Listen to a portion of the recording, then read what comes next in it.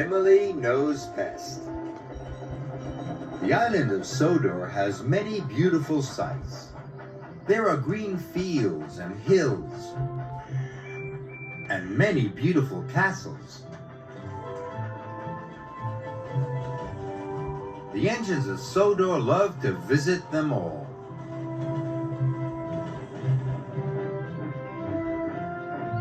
One day, Emily was dropping visitors at the ruined castle.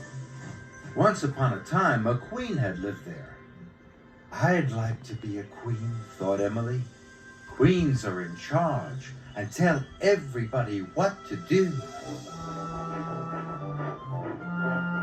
Down the hill from the castle, Toby and Percy arrived. They were to shunt freight cars.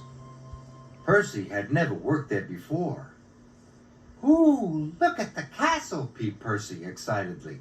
"I wonder who used to live there." "A king and queen," said Toby.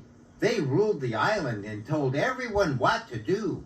And he chuffed towards the freight cars. Percy stared at the castle. He was dreaming of kings and queens. "Percy," called Toby, "come along. We've got a lot to do today."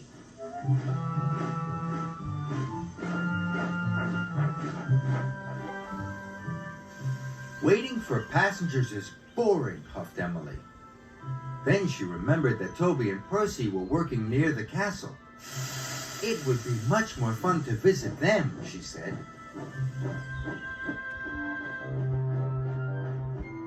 Toby and Percy were waiting to be coupled up when Emily chuffed in. She was very excited about the castle. "Percy," she whistled, "I've had an idea. Let's play a game." Percy looked pleased. "I'll be queen, and I'll tell you what to do today," she said. "It'll be fun." Percy liked the idea of having fun, but Toby thought Emily's idea was silly.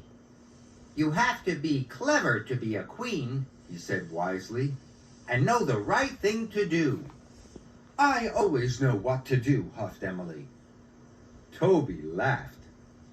That made Emily cross. "I'll show Toby that Queen Emily knows best," she wished.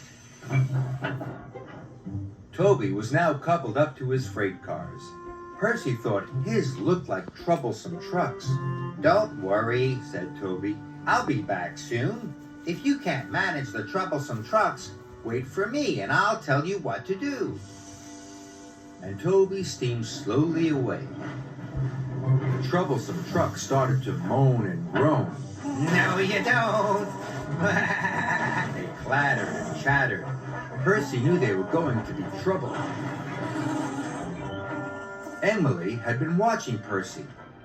"If I want to be a queen, I must tell Percy what to do," she thought, "because I know best." Percy was shunting the troublesome trucks as hard as he could, but they wouldn't move. They were being very difficult. Emily chuffed to a halt. "Percy," she whistled loudly, "I am the queen today. I will tell you what to do." Percy was worried. Toby usually knew best. "Take these troublesome trucks along my tracks," said Emily. "It's faster, and they won't complain. Toby will be pleased when he sees how quick you are." Percy wanted Toby to be pleased. "I'll do as you say, Queen Emily," he tooted. Emily was pleased with herself. She watched as Percy blew a big whoosh of steam. Percy puffed, and he chuffed, and the troublesome truck sped off. Emily let out a whoosh of steam. She did know best. But suddenly, there was a terrible noise.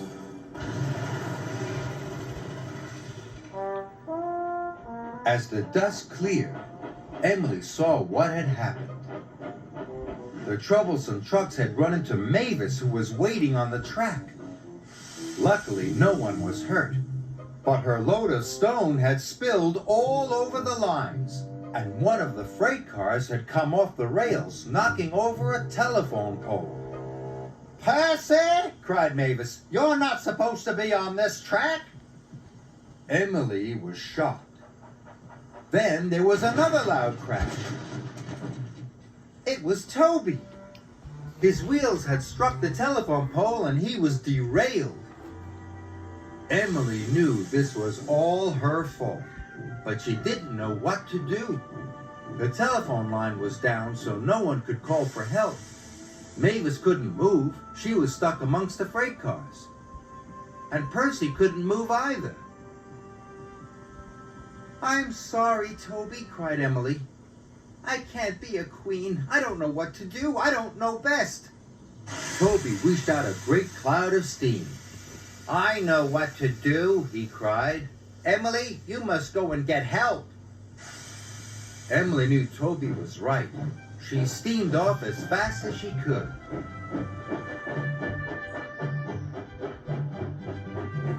Emily whooshed to a halt at Maithwaite Station.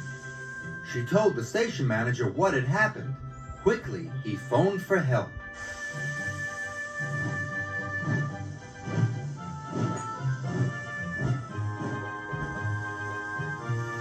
Soon, Toby had been lifted back up onto the rails. He wasn't hurt, but his cowcatchers would need to be repaired. Emily chuffed into the shunting yards. Sir Topham Hatt was very cross. "Emily," He boomed. "you have caused confusion and delay."